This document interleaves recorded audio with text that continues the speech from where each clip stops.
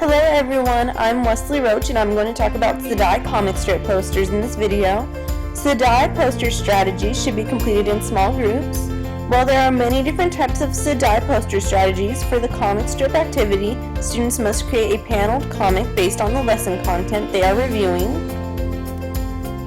To get started, I will be explaining what a comic strip poster is. The strategy is very similar to the comics you might see in the newspaper. This activity can be done in any grade or content area. The best thing about this strategy is that it gives the teacher power to modify it as they see fit for each activity. For this strategy, you will need to provide a graphic organizer or poster paper, art supplies, and a textbook or a reading book for the students to reference back to.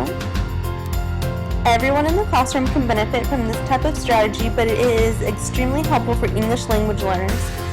Since they are in small groups, they will be able to listen and be more involved in the planning of their comic strip.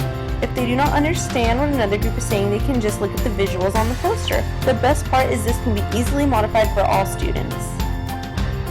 This type of activity can be used in the middle or at the end of the unit. In the middle of the unit, the student should have enough information from previous lessons to depict what they have already gone over.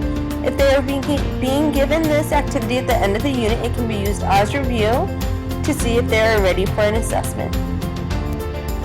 There are three major requirements for this type of SDAIE strategy. First, that it has to have at least 4 boxes. The second requirement is that it must have pictures. The teacher can decide if they want words, descriptions, or captions. And the third requirement is that the comic strip must be in color. The first step in the SDAIE comic strip poster strategy is that students will be given instructions. Since it can be easily modified, instructions need to be given each time. Students will then be broken up into groups and given time to work on their posters.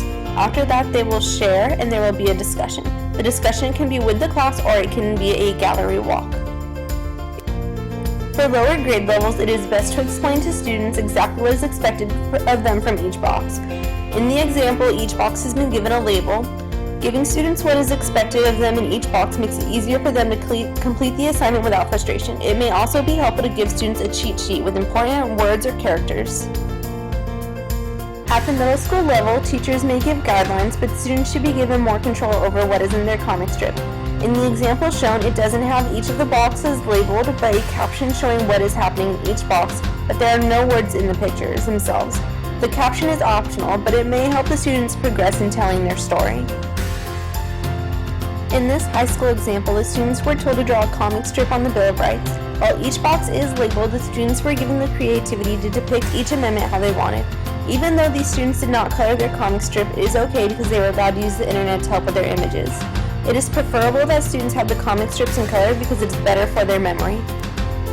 Well, that's it. Easy, right?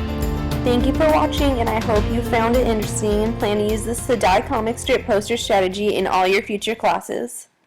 Created using Powtoon.